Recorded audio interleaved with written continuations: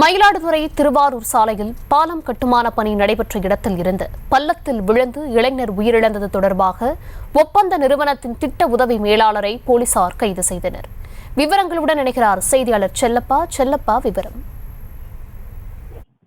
தர்ஷினி, சென்னையிலிருந்து கன்னியாகுமரி வரை தொழில் வழித்தடம் அமைக்கும் பணி தற்போது நெடுஞ்சாலைத்துறை சார்பில் நடைபெற்று வருகிறது. மயிலாடுதுறையிலிருந்து திருவாரூர் செல்லும் நெடுஞ்சாலையில் அகலப்படுத்தும் பணி தற்போது நடைபெற்று வந்து கொண்டிருக்கிறது. இதற்காக சாலையின் குறுக்கே உள்ள சிறு பாலங்கள் இடித்து அகற்றப்பட்டு புதிய பாலங்கள் கட்டுமான பணி சாலை விரிவாக்க பணி பல்வேறு இடங்கள் நடைபெற்று வருகிறது. அந்த வகையில மயிலாடுதுறை அருகே எலந்தங்குடி சாலையில குறுக்கே பாலம் கட்டுமான பணி நடைபெற்று வருகிறது.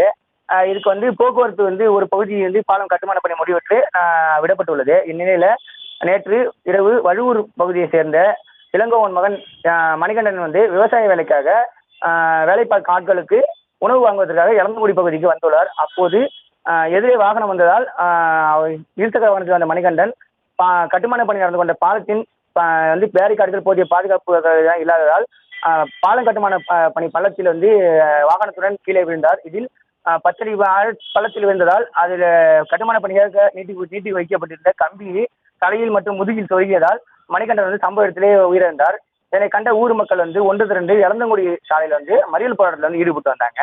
பெரம்பூர் போலீசார் பேச்சுவார்த்தை நடத்தி உரிய நடவடிக்கை எடுக்கப்படும் சொல்லி பேச்சுவார்த்தை நடத்தியதால் போராட்டம் கைவிடப்பட்டு மணிகண்டன் உடல் பிரேத பரிசோதனைக்காக அரசு மருத்துவமனை கொண்டு செல்லப்பட்டது.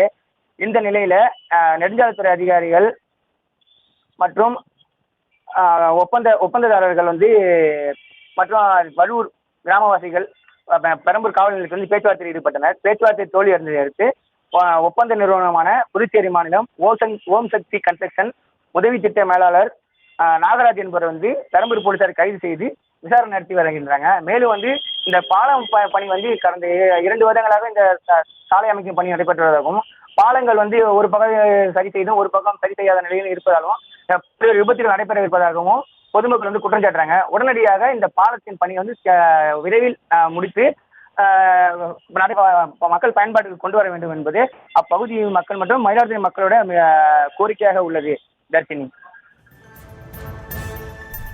விவரங்களுக்கு நன்றி செல்லப்பா. செய்திகளை உடனுக்குடனும் துல்லியமாகவும் தெரிந்து கொள்ள சப்ஸ்கிரைப் பண்ணுங்க.